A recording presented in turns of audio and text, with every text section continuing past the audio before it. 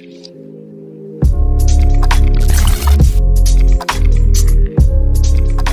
everyone, welcome to the Moving Forward podcast. I'm your host Rabi and I'm here with Andy Lamrock. Hello Andy. Hey Rabi, good to be back again. Feels like I just keep saying that, doesn't it? But it's always good to be with you. What's going on this week, Rabi? Absolutely. Well, we have good news from the United States. There's a lot happening in the United States, but we're focusing on TikTok because that's what's important for us. TikTok's important, really? So the Come US on. government, amidst all what's happening over here, says it won't enforce TikTok shutdown after a court ruling. The US Commerce Department says it will not enforce an order that would have forced TikTok to shut down. The government cited an injunction from a federal judge in Pennsylvania last month who wrote that the Commerce Department had likely overstepped its authority. So the government has cited concerns about national security when they were trying to shut it down, as TikTok is owned by a Beijing-based company. According to an unpublished rule from the Commerce Department, the agency is complying with the terms of the judge's ruling. Its prohibition of TikTok's transactions has been enjoined and will not go into effect pending further legal developments. So, and my understanding is that this fight against the U.S. government shutting it down started with three influencers that pushed towards this injunction.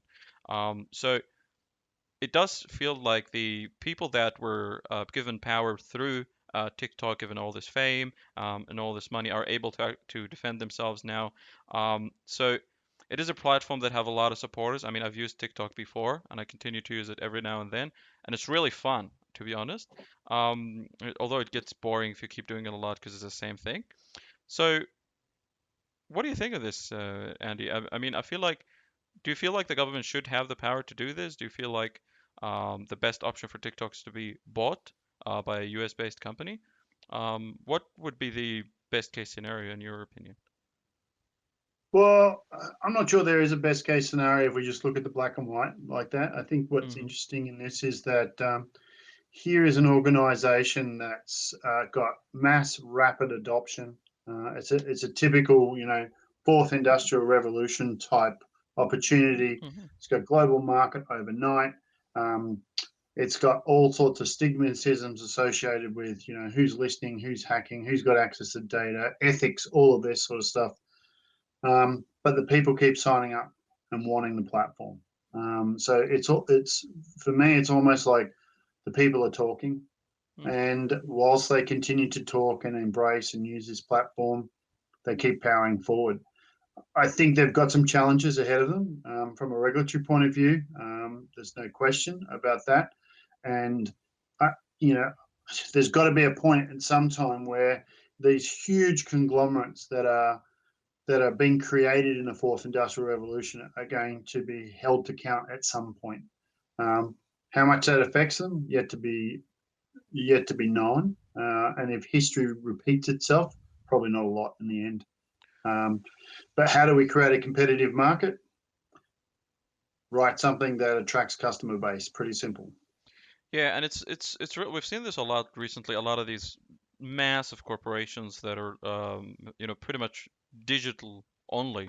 Facebook, Twitter, Instagram, they've all been coming under heat lately, especially in the United States with regards to election meddling and so on. So we are seeing, the question in a lot of time is whether these corporations and these products are actually representing the public square and it's the right of the people to use them, or is it a private company where it can allow you to use our services, or it can ban you from using its services if you violate their policies, which could be sometimes on top of the laws or beyond what the law would limit.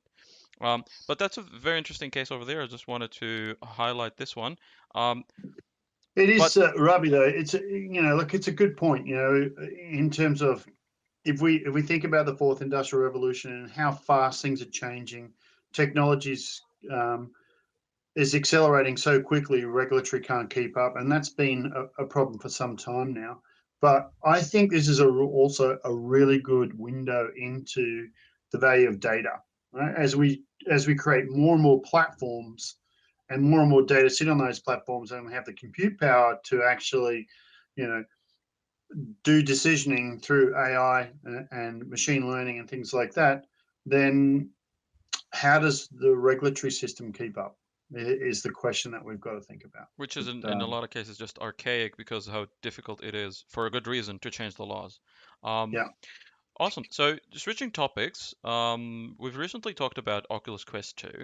Oh, Um, how good is it? you and I have bought the Oculus Quest 2. I've been using it for a while. I believe you just received it.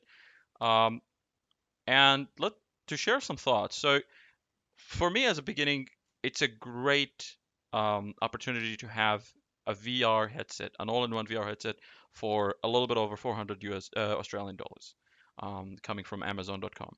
Um, and I've tried the Oculus Quest 2 on its own.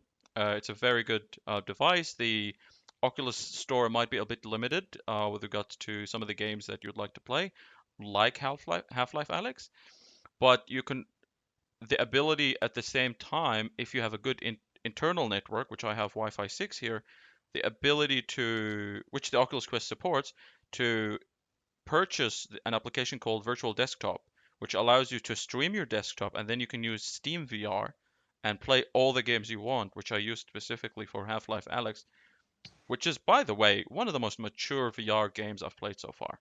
I've bought a lot of VR games, and this is something to flag is that it's not really the price of a headset. VR games are a bit expensive, as much as PC games, but um, a lot of time you don't get as much from a VR game as much as you get from a PC game.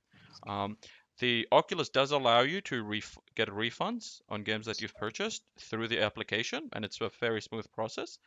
So that's great to know. But for the Oculus Quest, I've been playing with it. I got the Oculus Elite strap for the head strap, and I think it's a very good purchase. It really elevate. What's your strap like? Because mine's out of stock, and they said they've got to remake them. Yeah, I pre-ordered it luckily, and Ah, it makes things easier because now you have a kind of a dial at the back of the strap, and you just rotate that to make it fit your head, and it just hugs your head very nicely, and it's very easy to put on and put off. So I think that was a great addition to it. I think it should have been sold with the headset, but I understand it might have been a price limitation there. I got the Oculus Link as well. I didn't purchase the Link from the Oculus because it was a bit more than 100 Australian dollars. You can get an alternatives that are much cheaper. It's just a high quality USB-C to USB-C cable, and that allows you to play games on VR connected to your computer while charging the headset. And I used that for Half-Life Alyx as well. Now, my final judgment for the headset would be there are a number of things that are really playable. Half-Life Alyx, some people, might just buy the headset for that game. I think it's kind of worth it. It's a great experience. Um, Table tennis has been another game that I've been playing all the time just because of, and I play table tennis in real life, and I think it's pretty accurate. Uh, and I was surprised as to how responsive it is. So that's another game that I like. Some of the games that use bow and arrows have been great. Um, watching 3D movies, there are some short movies online that are 3D is very nice. But one of the biggest issues with the Oculus Quest is the resolution. And I understand it's very hard to run high resolution on a headset like that with limited processing power, but it is very obvious when you're watching videos, and it's very annoying. Um, but for games, I think it's not a big problem. So this is just some of the things that I think are worth it. I don't think if you're buying it, you don't have to buy the Oculus Link or the Elite Head Strap, but it's definitely a welcome addition to that.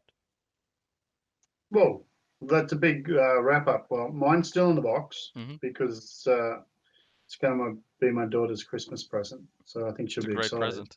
So, Half-Life Alyx, tennis. We'll have to add those to that. But my understanding is, well, I got the one that's you can get different memory. So I got the Hmm. biggest memory. So you can pretty well much download an entire game, right? Yeah, So it will just play, which is great. yeah, and to be honest, that's one of the other things that I was because I got the big memory one too, and I don't think I think people just don't need it because if you're gonna use Virtual Desktop or Oculus Link, or the link to your computer. Half-Life Alyx is going to be downloaded on your computer. All the games that are big are going to be on your computer. And the games that you're actually going to be playing on the headset are going to be games like table tennis, and it's not going to be massive. So, for the people that are listening, I don't think you need it. I mean, you can check the games that you want to play and see the space that they will take, but I think most people just don't need that. Yeah, but I kind of think you're like obviously you're streaming, you got Wi-Fi 6 and all that. So Hmm. if I think about it, if we go to our farm, we've got almost no connectivity, right? Hmm. We could download and put a whole bunch of games on it, and my daughter can still play, right? Oh, yeah, and you can always connect it to 4G. I did that when I was going to my friend's place, and we went to their garden, and we played on 4G, no problem at all. Especially if the game is downloaded and you're playing offline. Um, I think you do need the internet connectivity just to connect to Facebook, which Sure. has been hacked, by the way. I've seen videos online of people bypassing that. Um, and I think that is a good thing. I feel like it was a bad decision. Maybe not financially. I'm sure Facebook knows more than I do. But I feel like for consumer sake, it was a bad decision to force people to use their Facebook accounts. And a lot of people have been complaining that their Facebook accounts um, were being banned for a number of reasons, including using false information. Wow. Okay. So I've got one for you. So that's pretty cool. As you know, I love my Apple products, Hmm. and I'm just so excited to see the new MacBook and MacBook Air out with the M1 chip. Yep. And M1 chip is super exciting, right? Because if you think about it, uh, all of the chip manufacturers been making the x86 chip, which is a damn good chip. Let's Mm. not take anything away from that. But it's got to be built in a manner that suits multiple operating systems, model configurations, etc. Right? So it's sort of like a chip for all. And now that Apple has been able to go and make their own chip for their own equipment, there's a significant pivot here. And Apple are saying that the M1 itself will deliver up to 3.5 times faster CPU processing than the old Intel Mm. x86 version that they used to run. Mm. 6 times faster on the GPU. So can you imagine the graphics and gaming, right? But all really importantly, 15 times faster machine learning capabilities, as well as twice as long on the battery life. So if we start to think about, where machine learning and artificial intelligence starts to come into play, is this Max Apple's way of cornering the market? I mean, they were always the device for, the artistic designers of the world, Hmm. and now they're going after the machine learning market. Well, and it comes at an appropriate time. Nvidia released their new graphics cards. AMD is releasing their new graphics cards as well that are promising to be as good and competitive with the Nvidia ones. AMD is releasing their new CPUs as well, which come at a great improvement to performance and a very valuable cost. And now Intel is on the hook to produce even more competitive CPUs than they've already had. So I think it comes at the right time. I do feel like we need to wait until reviewers get their hands on these devices because Apple has had a bad rep when it comes to their heating solutions. So they had an i9 in one of their laptops, and the i9 would continually thermal throttle because it was put in a slim laptop that doesn't have efficient cooling for it. So I think it's great to know that, and I'm sure if they're using their own CPUs, they had a good reason to do that, and we're going to get some improvement, but um, I would be looking forward to see these reviews. Yeah, can't wait. So that's a lot. Absolutely. TikTok, Oculus, Mac, it's all happening in Awesome. this episode. Awesome. And that's the end of this episode of the Moving Forward podcast. Thank you, everyone, for listening. Thanks, Andy, for joining me. Good to be here, Rabi. Don't forget to smile, everyone.